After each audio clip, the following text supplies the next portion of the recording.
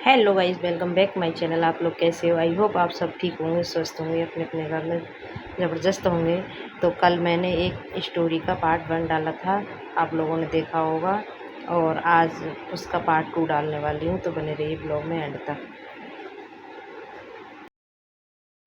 उनके पास एक जूता रख दिया गया और वहाँ लिख दिया कि जो भी उधर से गुजरे उन्हें 5 जूता अवश्य मारे। जो भी राही वहाँ से गुजरता उन्हें 5 जूते अवश्य मारता।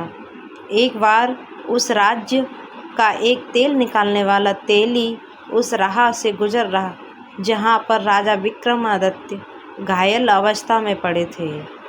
राजा ने उनसे कहा कि हे मित्र, मेरे घाव पर मक्खियाँ बैठ रही है जो मुझे पीड़ा पहुंचा रही है, इसलिए यदि तुम मुझे थोड़ा सा तेल लगा दो तो तुम्हारा बहुत ही उपकार होगा।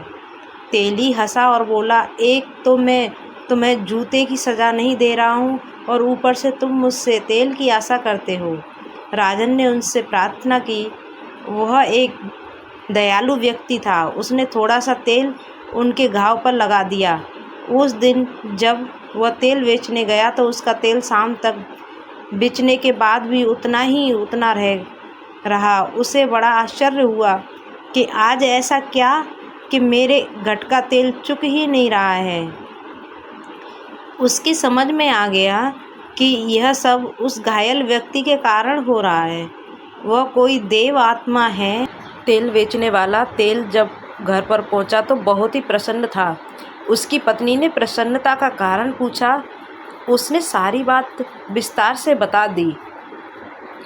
बोला, वह व्यक्ति कोई दिव्य है, आत्मा है। पत्नी ने कहा कि आप किसी प्रकार उस व्यक्ति को अपने घर ले आओ। वैसे भी हमारे कोई संतान नहीं है, इसी बहाने से हमें संतान सुख भी प्राप्त हो जाएगा। लेकिन राजा से पूछे बगैर हम उसे ला भी नहीं सकते, इसलिए पहले हम राजा से एक बार अवश्य इस संदर्भ में बात कर के तेली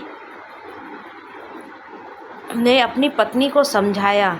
वह बोली, आप कल सुबह जाकर राजा से बात कर लो, अब देरी करना उचित नहीं है। अगले दिन प्रातःकाल वो राजा से मिलने पहुंच गया। राजा ने आने का कारण पूछा तो वह बोला, मालिक, यदि आप आज्ञा दें तो मैं उस टूले लंगड़े को अपने घर ले आऊं।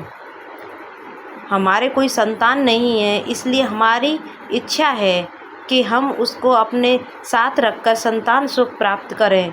राजा कुछ देर सोचता रहा, फिर बोला, वैसे भी वह व्यक्ति हमारे लिए किसी काम का नहीं है, इसलिए तुम उसको अपने घर ले जा सकते हो। राजा की आज्ञा मानते ही वह विक्रमादित्य को अपने घर ले आया। वैसे ही विक्रमादित्य उसके घर पहुँचे, उसके हर कार्य में अच्छा होने लगा। जितनी वो उसकी सेवा करते उतनी ही समृद्धि बढ़ने लगी। इधर राजा की राजकुमारी बहुत ही विदुषी थी। वह लगभग हर कला में पारंगत भी थी। वह शाम को दीपक राह गाकर महल और शहर के दियों को प्रज्वलित करती और फिर जब वह रात को दिए बुझाती तो विक्रमादित्य फिर से दीपक राग गाकर दिए प्रज्वलित कर देते। ऐसा जब 2-3 दिन हुआ तो राजकुमारी को विश्वास हो गया कि राजा कहीं न कहीं विक्रमादित्य रहते हैं, क्योंकि दीपक राग गाने वाले गिनती के ही लोग हैं, जिनमें विक्रमादित्य सर्वश्रेष्ठ थे। उधर राजा ने राजकुमारी का स्वयंवर रच दिया। दूर के राजाओं और राजकुमारों को आमंत्रित किया। जिस दिन स्वयंवर था उस दिन विक्रमादित्य ने तेली से कहा कि हे पिताश्री, मैं भी स्वयंवर देखना चाहता हूँ, इसलिए आपसे प्रार्थना है कि मुझे उस स्थल पर लेकर चलें। तेली ने समझाया कि तुम चल फिर नहीं सकते हो तो बताओ, कहीं तुम्हें कोई चोट न लग जाए। लेकिन जब विक्रमादित्य हट पर अड़ गए तो वह ले जाने को राजी हो गया। बोला, कल प्रातः मैं तुम्हारे स्वयंवर दिखाने से चलूँगा।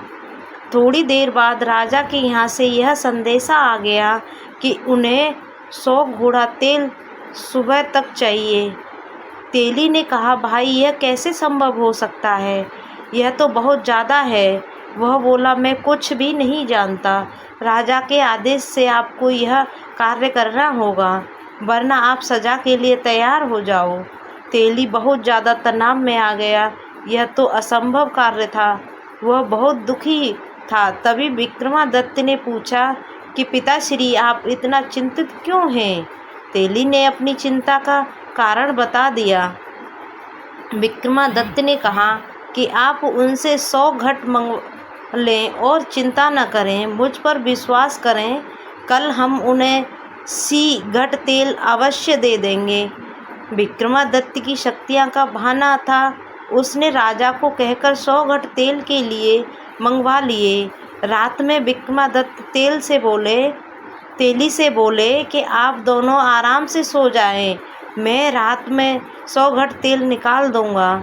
तेली की पत्नी बोली कि बेटे, तेरे हाथ और पाँव नहीं हैं, बता तू कैसे बैलों को चला पाएगा? विक्रमादित्य ने कहा कि माँ, तू निश्चिंत होकर सो जा, मैं सब कार्य कर लूँगा। रात में विक्रमादित्य ने 100 घट तेल निकाल दिया। सुबह जब राजा के व्यक्ति ने देखा तो आश्चर्य से भर गए। तेली और तेलिन दोनों को अब पूर्ण विश्वास हो गया कि यह लड़का जरूर कोई देवता है, इसलिए अब कोई चिंता नहीं करनी चाहिए। अगले दिन तेली ने विक्रमादित्य को नहलाया धुलाकर नए वस्त्र पहना दिए, फिर उनको ले जाकर स्वयंवर में दूर बिठा दिया। कुछ समय उपरांत राजा और राजकुमार जब आ गए तो राजकुमारी की चुनाव के लिए भेजा। राजकुमारी ने उन लोगों में विक्रमादित्य को तलाशना शुरू किया।